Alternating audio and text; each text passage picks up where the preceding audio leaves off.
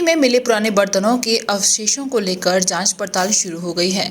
पुरातत्व विभाग लगातार उन बर्तनों के अवशेषों पर रिसर्च कर रहा है। जो बर्तनों के अवशेष मिले हैं, उन पर हुई रिसर्च के मुताबिक अब तक पता चला है कि बर्तनों के अवशेष बहुत पुराने हैं।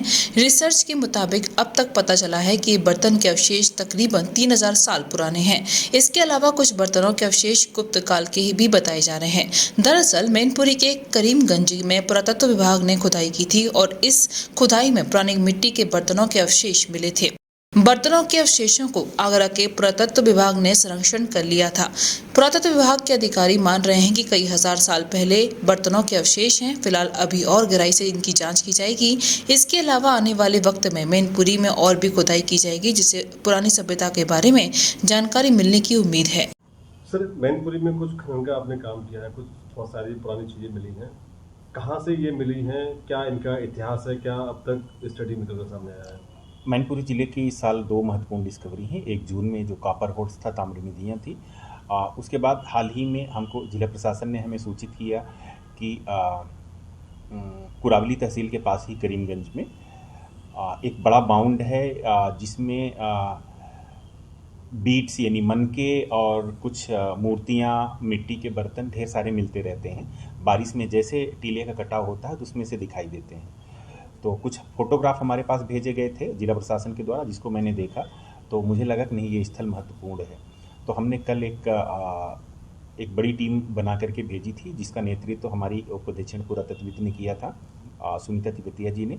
उन लोगों ने साइट को डिटेल में इंस्पेक्ट किया है और कुछ मटेरियल भी फील्ड का सरफेस से कलेक्ट करके ले आए हैं, जिसमें मिट्टी के बर्तन हैं जो आपके सामने हैं। और इसको अगर मैं देखूं तो ये जो मिट्टी के बर्तन हैं ये अलग अलग कालों के हैं।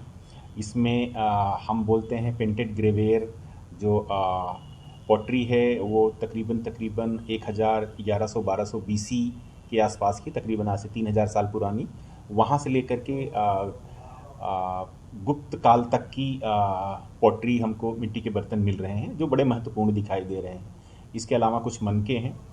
तो निश्चित रूप से साइट का एक अपना महत्व है और ये स्थल एक लंबे समय तक लोगों की आबादी के रूप में रहा है और इस स्थल की सुरक्षा थोड़ी ज़रूरी है, ताकि इसके अंदर जो अवशेष हैं वो उसके अंदर दबे पड़े रहें, कोई उसको नुकसान न करे, किसी तरह की क्षति न पहुंचाए। आगे भी कुछ खुदाई हुई है? खुदाई हर स्थल पे करना संभव नहीं है। हम इसको अभी वेट करेंगे कि हमारी जो टीम गई थी उनकी रिपोर्ट में क्या चीज़ें रिफ्लेक्ट होती है। वो जो ले आए थे कुछ मटेरियल, खास करके मिट्टी के बर्तन के टुकड़े हमारे सामने हैं, हमने उनको देखा है। उस हिसाब से साइट महत्वपूर्ण लग रही है। तो चूंकि जो हमारी टीम गई थी, अभी 1-2 दिन में वो अपनी रिपोर्ट सबमिट करेंगे। उस रिपोर्ट में क्या है, उसके बाद हम लोग क्या फर्दर एक्शन लेते हैं, उसके आधार पर हम लोग निर्धारित करेंगे।